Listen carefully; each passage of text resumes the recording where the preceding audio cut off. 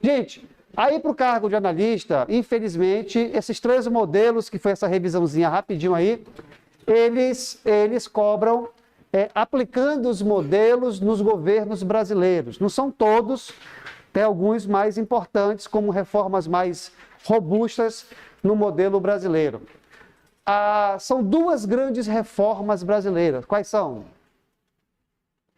Se caísse assim, as 2 grandes reformas brasileiras administrativas seriam de quais presidentes da República? Getúlio Vargas e quem mais? E o FHC, que eu não anotei ainda, né? Por que é Getúlio Vargas e FHC?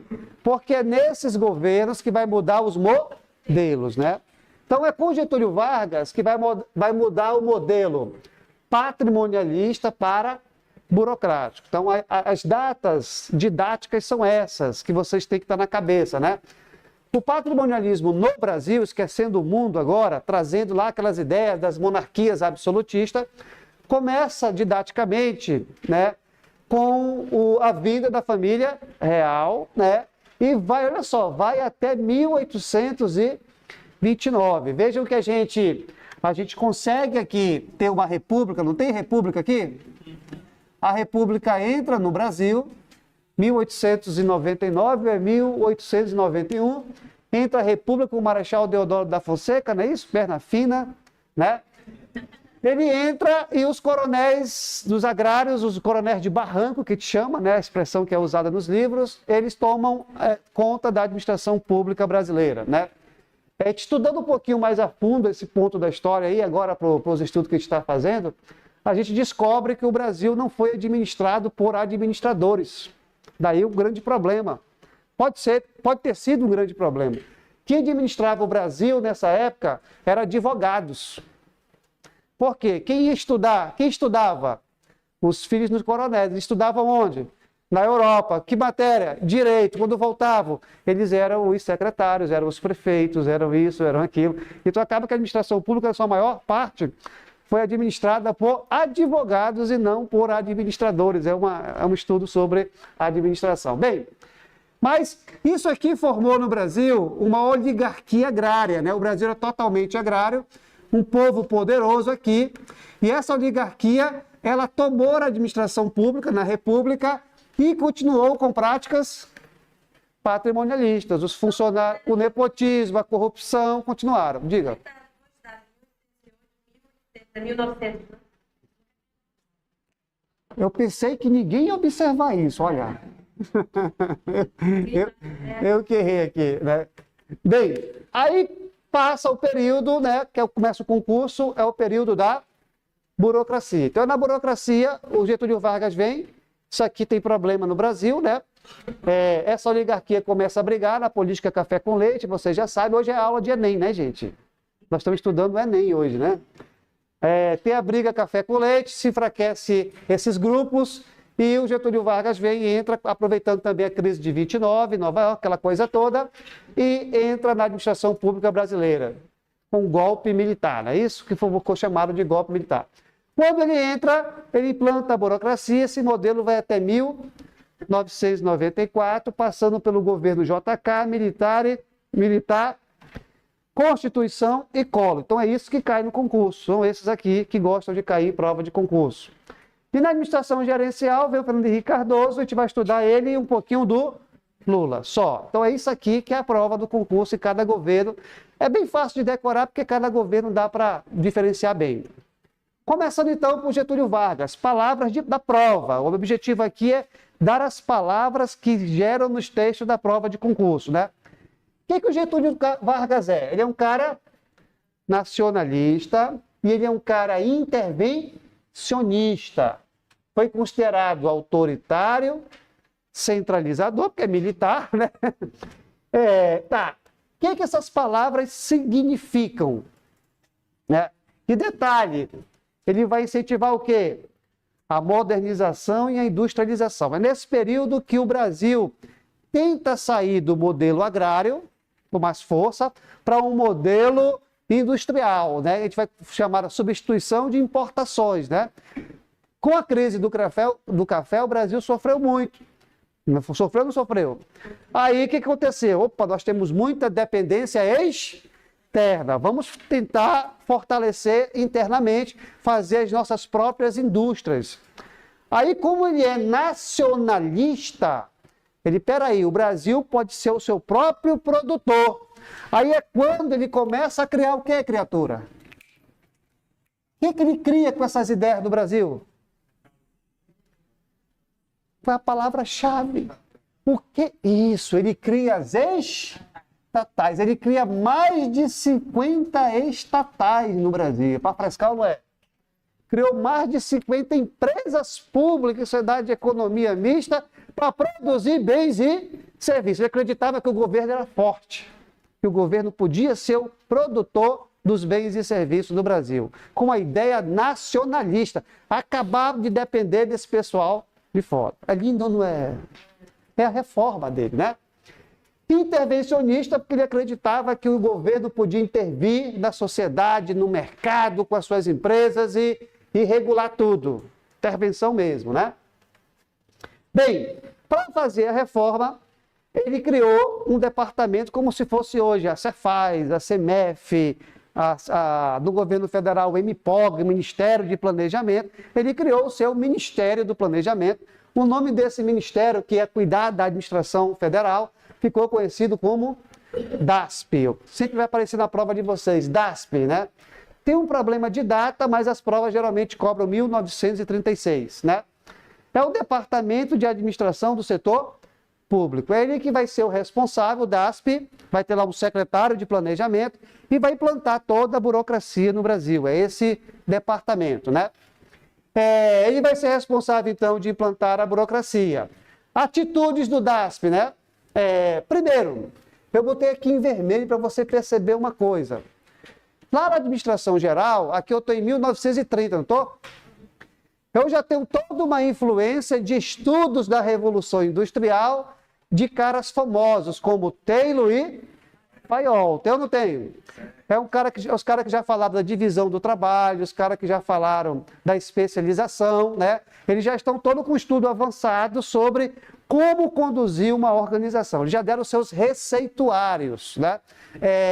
E essas ideias, especialização, divisão do trabalho, departamentos, também vão influenciar, junto com o modelo burocrático de Marx e Weber, a cabeça de quem? Do DASP. Vocês sabiam que a gente não tinha ministérios? O Brasil funcionava com grupos para cá, grupo para ali, não tinha os ministérios. Ou seja, os departamentos. Aí ele criou os departamentos. Quando você olha Brasília de cima, não tem os departamentos? Departamento de saúde, de educação, são os departamentos. Influência de departamentalização de órgãos dentro de uma organização, né? A influência de Fayol. Quem foi que disse que tem que ter uma estrutura com departamentos definidos? Fayol. Então, olha a influência da administração, né? Aí cria lá os ministérios, aquela coisa toda. Bem, a ideia do DASP foi incentivar o profissionalismo, acabar, então, os funcionários públicos seriam os profissionais, né? Criação de órgãos formuladores de política pública, criar um órgão para pensar as políticas públicas brasileiras, que não tinha. Quais são as ações do governo? O que é uma política pública? Política pública são ações do governo para resolver BO ou aproveitar a oportunidade. São ações em áreas específicas, educação, saúde, Isso é política pública. Então, eu quero um órgão que pense as políticas públicas brasileiras. Ele que expandiu a administração direta, como criou os órgãos e criou toda essa estrutura de administração direta que a gente tem, né? E ele expandiu também, claro, a atividade empresarial. Então, toda essa reforma foi o DASP que propôs, né? Bem, fez grandes... Já são os ministérios, né? Não, aqui, na verdade, existia grupos. Esse povo aqui cuidava de área... era meio uma bagunça a administração pública brasileira. Não tinha ainda já... Tu já tinha locais que cuidavam da terra, que cuidavam da educação, que cuidavam da saúde. Mas ele não tinha essa característica de ministérios. Ainda não. Aí que eu vou organizar tudo isso, né? A bagunça era grande, né? Às vezes um cara cuidava da educação e da saúde, só um cara. Ou só um cara que estava cuidando de várias áreas. Não tinha toda uma divisão como tem hoje, né? Bem, a ideia da estruturação do DASP é melhorar a área de pessoal, que veio a ideia da meritocracia, aí veio o concurso público, veio o estatuto do servidor, tudo bonitinho, né, com base no profissionalismo, na especialização. Trabalhar o orçamento, aí eu vou estudar com vocês tipos de orçamento, está no edital de vocês, a história do orçamento é quando o orçamento vai por função, eu começo o orçamento por desempenho, né? Antes o orçamento era uma bagunça e vai melhorar as compras do governo federal. Mexer em áreas que estavam dando muito problema para o governo federal. Vem a ideia do concurso público, com a ideia de meritocracia e especialização, que é a influência da burocracia e influência da administração clássica de Taylor, Fayol e o próprio Max Weber, que também são os três clássicos. Então, tudo isso, as ideias vão chegar na administração pública brasileira, onde eu vou implantar aí a burocracia no Brasil. É fácil ou não é? Não é que é fácil? Se cair Getúlio Vargas na prova, tem como errar? Não, porque é fácil, né? Gente, já é o mais importante, guarda o Getúlio Vargas no teu coração. Bota o Getúlio Vargas nesse coração azul que você tem do caprichoso, né? Quem não é, tu bota nesse coração vermelho, que é mole. Pronto. Vamos lá. Eu estou todo de azul porque eu sou caprichoso. Pronto. Bem, gente, depois vem um presidente importante para o Brasil em termos de administração. A gente estuda aqueles que influenciaram mais a administração. É o JK. O JK ele influencia bem a administração porque ele faz coisinhas importantes. Primeiro, vocês lembram disso aqui? Que ele tinha a meta de 50 anos em 5, né? É ele que abre o mercado, é quando vem a Volkswagen, vem diversas montadoras para o Brasil, né? A Ford. Então ele abre porque ele é desenvolvimentista. Enquanto esse cara é o quê?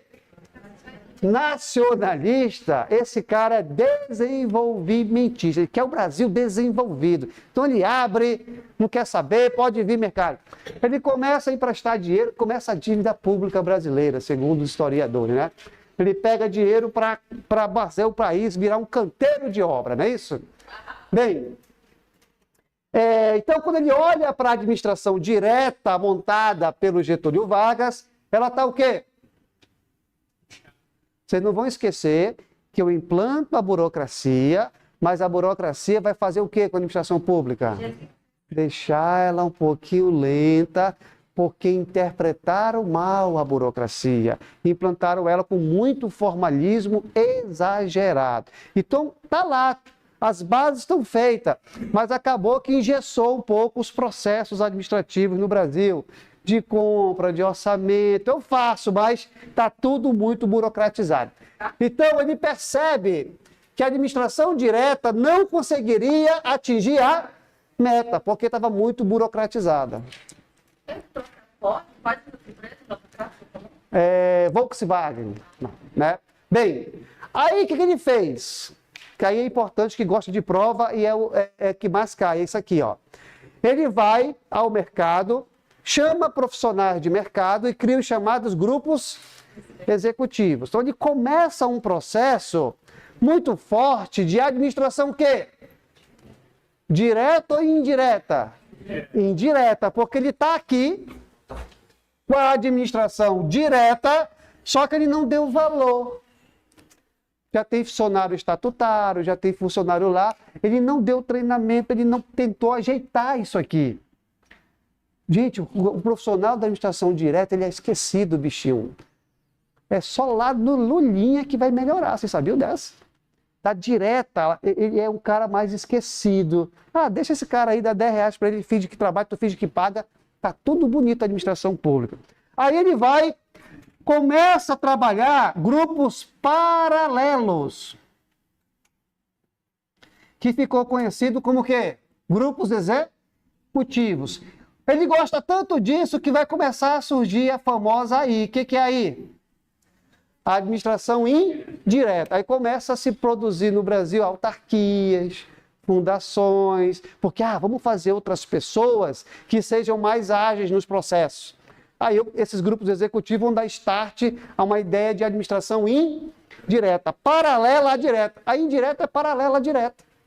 A indireta faz serviço de quem? Da direta. É verdade ou não é? Uma indireta faz serviço da direta porque a indireta foi criada para fazer o serviço da direta. Mais flexível. Essa é a lógica dela, né? Formal. Vai se criando estruturas mais paralelas para fazer o serviço público. E começa a surgir muita autarquia e fundação a partir da ideia de grupos executivos. Porque também está ali a criação de fundações militares. Eu vou chegar lá, meu jovem. Tá bom? Tá bom. Então, eu começo esse processo todinho e vai surgindo, porque eu gosto desses grupos, e esses grupos vão fazendo fomentar no Brasil, que ficou conhecido como o quê, gente? Autarquização. Criou-se muitas autarquias paralelas. Então, esse processo de autarquizações, de estruturas indiretas, essas pessoas eram mais bem pagas ou menos bem pagas? Eles eram mais, tinha um salário maior, eram mais preparados, né? Ficou conhecido isso de quê? Ilhas de excelência, gosto de prova. Então, esses grupos paralelos foram considerados ilhas de excelência. Isso foi tão bom que empresas públicas, sociedade de economia mista, autarquias e fundações, né? Eles vão ganhar bons salários. Aí o concurseiro queria trabalhar na direta ou na indireta? Indireta, entendeu? São mais valorizados. O sonho do funcionário público era ser de qual órgão? O Banco do Brasil, o Petrobras, ou Vale. Eram as três empresas que era o sonho do concurseiro. Por quê? Porque a direta só pagava R$10. Pega um aposentado dessa época, dessa galera aqui, lá em cima, porque eram os melhores salários, eram ilhas de excelência, né? Tinham melhor remuneração, melhores estruturas. Então, esse processo do Getúlio Vargas de tentar avançar o Brasil 50 anos em 5 ficou conhecido como autarquização, criar grupos executivos, né, que ficaram famosos, chamados de ilhas de excelência. Bem, isso vai passando, vai ser rápido, né, vai ali os 4 anos, até que chega quem? Os militares. O JK, cai na prova JK, 1%. Ah, tá, aqui? A galera aí. Esqueci, isso aqui, né? Eu esqueci de falar para vocês. Quando ele cria as autarquias, ela está fora ou dentro da direta? Fora. Ela é fora. Tecnicamente, o nome disso é conhecido como ad hoc. O que é burocracia? É uma coisa inchada, né? Concentrada. Aí, ad hoc é uma expressão que vai dar o nome contrário à burocracia, que é adocracia. Estruturas flexíveis, flexibilidade. Então, ad hoc significa separado, flexível, aquilo que está ali fazendo mais, sem aquele engessamento. Essa é a ideia de estruturas ad hoc. Por isso que ficou conhecido como estruturas paralelas. Isso vai dar origem a uma palavra chamada adocracia, que é estruturas mais flexíveis. É o contrário de burocracia. Fechou? É bonito ou não é, gente? É. Já tinha ouvido isso na vida? Não, isso não. Não, então guarda no teu coração. É de rock. Tu é de rock ou tu é burocrata, criatura? Vocês são soltos, né? Tá todo mundo solto, né? A mulher chegou às 5 da manhã, eu digo, tu tá muito de rock, tu tá muito solta, cabocla. Ela não entendeu. Mas depois eu vou explicar, porque vai começar a burocracia. Tira o rock, É de rock, ela estava no rock, né? Vamos lá. Gente, aqui, 1% que caiu na prova, quase não está caindo isso aqui, né? Esse cara. Aqui que é o percentual maior, 30%. E outro percentual maior, 30%, quem é? Militares. Militares gostam de prova, cuidado com esse período militar, é muito importante para a administração pública brasileira. Por quê? Porque os militares, eles vieram com uma proposta, e militar é bom em administração. Militar é bom em administração. Eles são duros, centralizadores, mas eles adoram o quê? Planejamento, controle, coordenação, isso é de militar. Vê que é tudo bonitinho, né? Tudo organizado o negócio.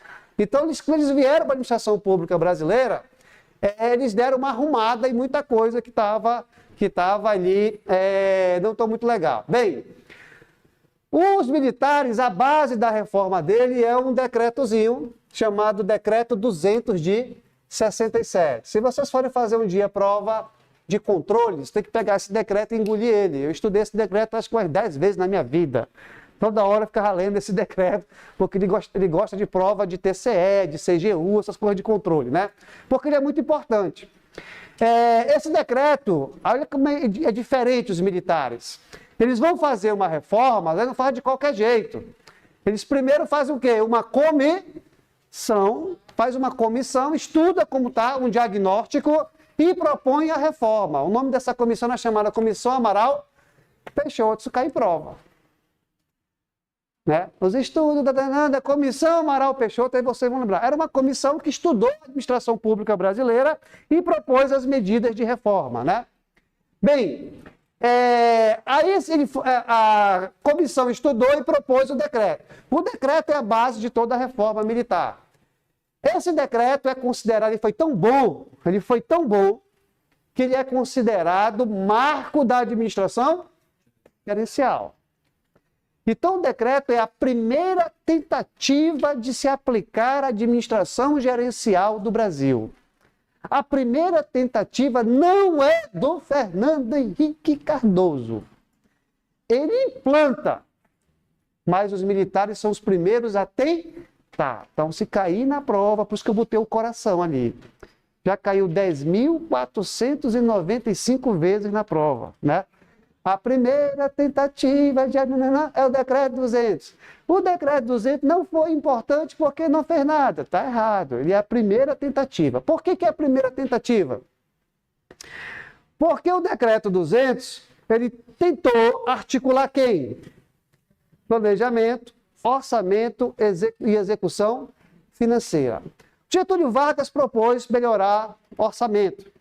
Mas era um orçamento ainda sem planejamento. A ideia do planejamento chega na administração, uma ideia mais forte, chega na administração com os militares. A gente vai estudar isso em AFO. Aí tem orçamento tradicional. Vamos logo matar 2 coelhos. Antes, um pouco do Getúlio Vargas. Orçamento por desempenho, Getúlio Vargas. Orçamento programa. Aí começa com os militares. Foi tão bom que está até hoje. Hoje no Brasil se implanta orçamento programa, criado no período dos militares, né? Com a Lei 4.320, né? Com os militares, ok? Com influência norte-americana também. Aqui é outro papo. Fechou? Então, eles são muito bons porque vêm trazer a ideia de planejamento para a administração pública brasileira. Gente, quando estuda administração, tire o coração político. Senão dá problema. Porque tem coisas boas deles. Agora, se mataram, se não mataram, isso não importa para a prova de concurso. Tem que pegar as coisas que está na administração, tá bom? Então, vamos lá.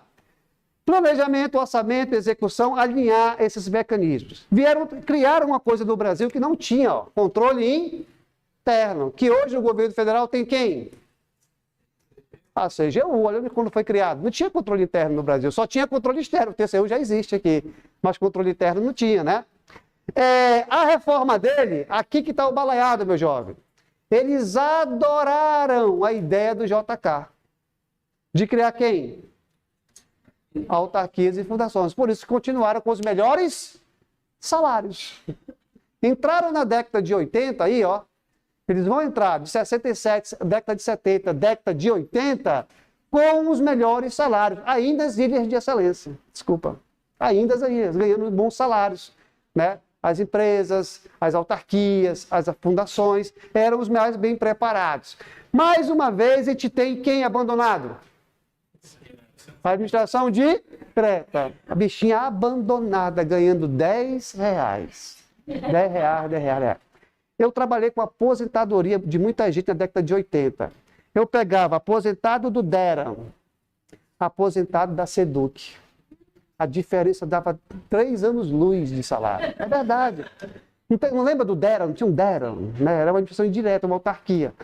Então, era um salário muito bom para os engenheiros, e o professor, R$10. Sempre foi assim esse negócio. Então, e tinha essa diferença realmente salarial, de estrutura, disso, daquilo outro. Por quê? Porque deram muita bola, né, assim, as ilhas de excelência, os mais bem preparados estavam aqui. E ninguém queria mexer ali com a questão da motivação salarial da administração direta. Deixava ali, ficava aquele pacto da mediocridade. Finge que paga e finge que trabalha. Bem, princípios que gosto de prova: planejamento, descentralização, coordenação e controle. E olha o que esse decreto fez na administração pública brasileira. Deu a possibilidade de não ter mais o concurso como estatutário. Faz o concurso, mas eu posso contratar com o quê? CLT. Aí choveu. Né? Choveu 360 mil pessoas dentro da administração pública, em todo o Brasil. A prova é tanto que a Constituição, quando foi ser promulgada, ela fez o quê? Que é de direito. O que a Constituição fez com relação a servidores não concursados? Vocês sabem o que ela diz? Ela diz assim: fica estáveis os servidores públicos que entraram na administração 5 anos antes da promulgação desta Constituinte. Por que o Constituinte teve que falar isso na Constituição? Porque tinha muita gente na administração pública sem o quê? Concurso. Foi dessa época. Aí a Constituição vai tirar esse povo todinho, 60 mil funcionários? Não vai tirar. Então ela deu o quê? Estabilidade, porque tinha muita gente sem concurso público proveniente desta regra. Entrar por CLT. Entenderam a ideia? Foi. Era 5 anos antes da implantação da Assembleia Constituinte. Então, se teu pai entrou ali em 83, sem concurso público, mesmo assim ele ficou estável. Aí foi aposentado, normal, todo dia direitinho. Depois disso, começa a ter problemas de aposentadoria no setor público. Mas ainda dão. Eu trabalhei em um hospital, aqui, né, no estado, e aí o pessoal comentava sobre isso, e eu não entendi o que era, então é isso aí, né? É isso aí, Por conta da Constituição. Eles não entraram para o concurso, mas ficaram estáveis. Entendeu a ideia? É isso, tá bom?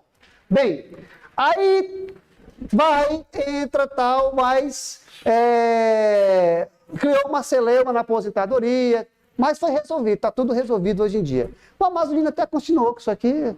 Teve gente que entrou de 80 até 89 esse concurso público, aí depois até 91. Aí o Amazonino veio aqui no estado e fez o quê? Estabiliza todo mundo. Aí depois veio, acho que o Dudu, estabiliza. Tem até outra confusão, tem outro bloco.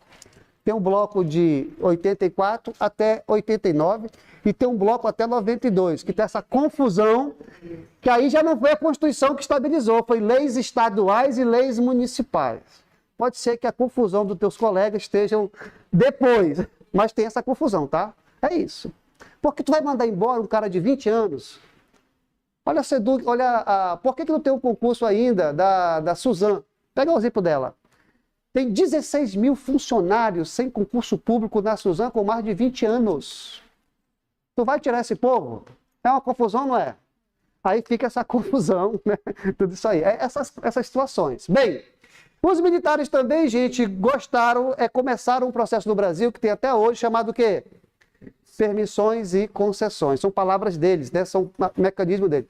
Eles gostaram de empresa pública, então eles gostaram de todo o processo já montado no Brasil, né? Mas deram o seu toque com planejamento.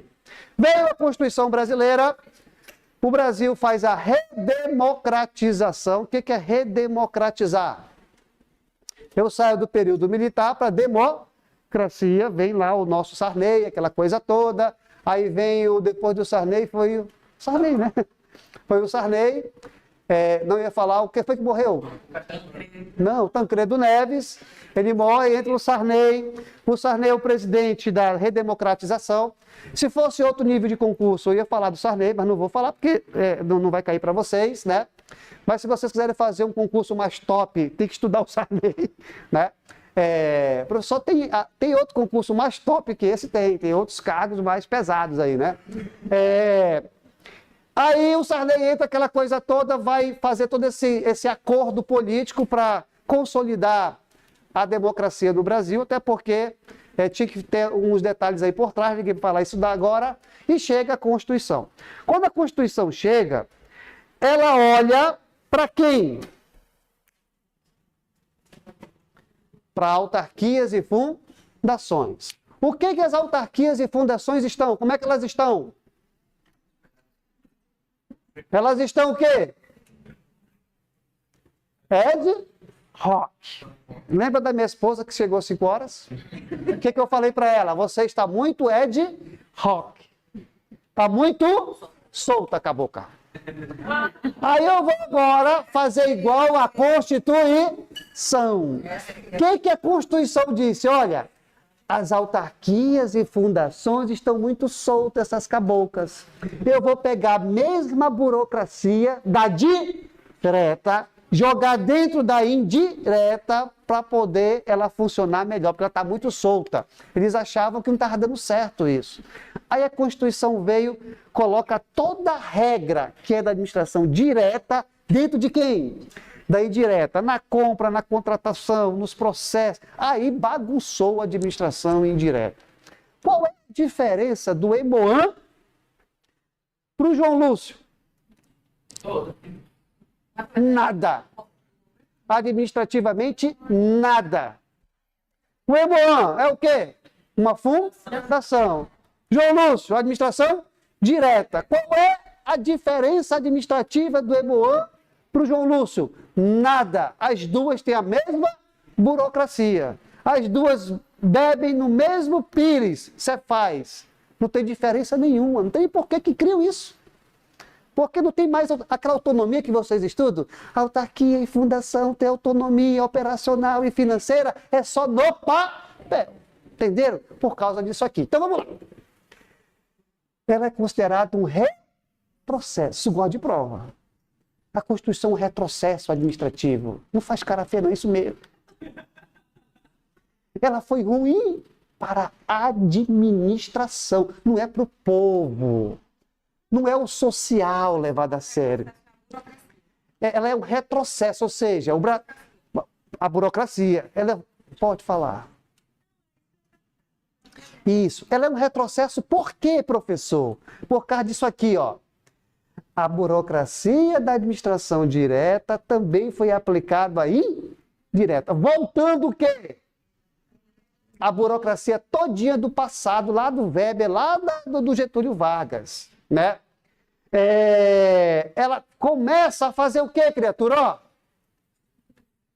centralização administrativa. Volta a característica da burocracia tradicional. Que quem tentou vencer? Os militares tentaram vencer. Os militares eram os caras que queriam o quê? Gerenciar o foco do resultado, e é verdade. Eles tentaram. Tem um cara chamado Hélio Beltrão, que ele faz um programa que eu já falei, eu vou falar para vocês na próxima aula, que é o programa de desburocratização na década de 80 para acabar com a burocracia. Era um militar. Só que era um negócio difícil, entendeu? Um negócio difícil. Então, se cair na prova, Constituição é ruim para a administração? É. Ela é um retrocesso, ela provoca centralização administrativa, ou seja, pega a cabocla que está em ad hoc, centraliza, bota a regra em cima dela, não vai mais sair, entendeu? Só que ela foi boa, ela tem coisas boas e coisas ruins, claro. Ela é boa porque teve o que agora? Descentralização política, aí foi bom. Porque os militares, eles tinham descentralização administrativa e centralização política. A Constituição diz, espera aí, os estados e os municípios têm que ter suas autonomias e seus poderes. pacto federativo. Aí vai começar o quê? A descentralização política. É lindo, não é, gente? Isso aqui ajuda vocês a entender um monte de coisa, né? Daqui a pouco chegou, me arrepio de emoção. Ela tá para me bater. Gente, coisa boa, participação popular, criação de conselhos, né? Não tem coisa boa? Tem coisa boa. Coisa ruim. Uma coisa ruim que pode aparecer na prova. A Constituição deu muitos privilégios aos servidores públicos. Aí ela dá um gap lá na administração direta, né? Nós temos aposentadoria diferenciada, prêmio disso, prêmio daquilo, licença para isso, licença para aquilo. Eu começo a ter algumas regras diferenciadas do trabalhador do mercado. Isso é privilégios. Isso custou caro. Porque quando eu dou algo na administração, eu tenho que dizer qual é a fonte. A Constituição diz, servidor, tu tem direito a isso. Mas a Constituição não disse qual é a fonte. Isso gerou o quê? Custo operacional, despesa sem fonte. Entendeu? Ela criou despesa sem fonte. Jamais crie uma despesa sem fonte. Se eu vou comprar o carro, eu tenho que ter a fonte da gasolina, disso. Senão você vai se perder nas finanças. Entenderam a ideia? Então ele é um problema. É fácil, não é? Vamos avançar. Collor. Vocês já estão chateados já, né, gente, comigo? Mas isso aqui... Mas isso aqui, gente, é a história de 6 horas de aula. Estou dando em 2, tá? 55, né? Oi? 55. 55. Estou sendo rápido mesmo, porque isso aqui é mais devagar, né? Mas porque vocês são inteligentes, é uma turma de avançada. Gente, o penúltimo aí que a gente vai estudar com mais ênfase, ele cai mais lá na qualidade. Lembra que eu já falei do Collor? Eu já estudei MEG com vocês, ainda não, né? Eu vou falar do Collor baixo para vocês. O Collor, ele é considerado um desastre. É a frase mesmo dos livros e já caiu em prova de concurso essa expressão. É um desastre administrativo.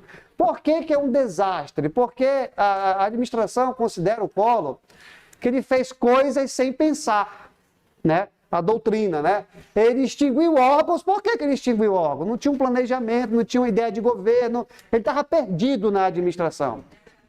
Com aquela ideia de pegar os marajás, começou a demitir servidores, extinguiu o órgão, confiscou poupança. Então, são problemas sem nexo que a administração considerou ele sem um plano muito definido administrativo, né? Por outro lado, o Collor é o primeiro a fazer o quê no Brasil? Coisas, né? 2 coisas boas, né? Essa aqui não sei se é muito boa, aí depende de cada ponto de vista. Mas isso aqui é uma coisa boa. Ele é o primeiro presidente a fazer qualidade no serviço público. Não tem o período da qualidade, consumerismo? Ele é um dos primeiros, ele é o primeiro presidente a fazer programa de qualidade. Nós vamos estudar isso aqui. Ele é o primeiro a fazer contratualização, ou seja, chamar o setor privado para fazer o serviço público. E ele cria um órgão só para fazer o que no Brasil? Privatizar. Por isso que o Collor, se cair na prova, ele tem um viés neoliberal. O que é viés? Um viés, uma tendência, né? Uma influência de algo. Então ele tinha um viés neoliberal, ele queria aplicar o neoliberalismo um pouco na administração pública brasileira. Era o viés dele, né? Com todas as atitudes dele, a conclusão que se chega, os historiadores, esse cara tinha um viés neoliberal. E as bancas cobram isso, viés neoliberal. Não é o Fernando Henrique Cardoso que levou a fama que tem esse viés de neoliberal. É o Collor. Fernando Henrique Cardoso não é neoliberal, ele tem a fama. Mas para a literatura, Fernando Henrique Cardoso é social-democrata. É diferente, ele é social-democrata. Esse não, ele tem viés neoliberal, Estado mínimo, né? Estado mínimo. Lembra que privatizar é a ideia de quê? De Estado mínimo neoliberal. Dúvidas ou dívidas? Fácil. Eu acho que foi aqui no JK que você falou que ele abriu o mercado e entrou a Volkswagen. Mas como é que foi essa abertura de mercado se for comparar com os dois? Abertura? Não, porque aqui ele deu incentivos a vir produtoras de carro para o Brasil. Foi um setor específico. Aqui ele abriu para os produtos para vir qualquer produto eletrônico. Então aqui ele não abriu. Ele tira as barreiras alfandegárias, que te chama, né? Okay? Eu sou neoliberal, aquela da mão invisível, que ela te admite. Para separar o Estado do mercado, deixar o mercado livre. Ela vai fazer... Cuidar dessa parte de privatização. Foi.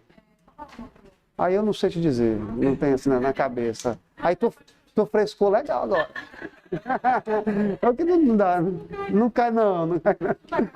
Não, né? Geralmente os órgãos que fazem a privatização é do Ministério de Tecnologia e algumas por ali, mas eu não sei qual era o órgão específico. Até hoje a gente não sabe direito quem é esse órgão que cuida disso, né? Mas geralmente é os de tecnologia que trabalham direto com as empresas públicas. A ideia do Estado mínimo é a ideia de que o Estado, o governo empreendedor, já estudou o governo empreendedor? Ainda não, né? Já? O que é a ideia do governo empreendedor? É passar o máximo de serviço para quem? Para o setor privado ou para o terceiro setor, ou para o voluntário ou para o mercado, né? Então, a ideia do Estado mínimo é um Estado que não deve oferecer todos os serviços à sua população. Então, o máximo que você puder passar para o mercado, ou para a comunidade, ou para o voluntarismo, é melhor. O Estado não deve se meter em muitos serviços. Aí o exemplo que a gente tem para te dar é a educação e a saúde, né? Se você vai nos Estados Unidos, isso aqui é o quê? Pago, porque ele tem uma ideia de Estado mínimo. Quem deve ser responsável de promover a sua saúde e a sua educação é a própria comunidade, ela tem que correr atrás também. Não é o Estado dá de bandeja. Nós não temos a ideia do Estado mínimo, nós temos a ideia do Estado do bem-estar social, que aí é o Estado que vai cuidar mais da sua população, oferecendo saúde, educação e assistência social. Estado mínimo não. Ele olha a comunidade, tu tem que me ajudar. Isso aqui eu não posso te oferecer, corre atrás, trabalha e paga. É a ideia do... Privativa, né? Aí ele vai, algumas coisas que ele tem, ele privatiza, passa para o mercado, ele não vai mais dar para a população. Mas aqui privatização está ligado mais à empresa pública. Agora, o Estado mínimo está ligado em atividades não exclusivas do Estado, que é a próxima aula, é o próximo triângulo que eu vou te passar agora, depois de fazer alguns exercícios. Que elas têm? Tem merenda, O decreto aqui na parte de primeira tentativa de se implantar a administração gerencial. Tem merenda, né? Mas vamos fazer só 2 exercícios.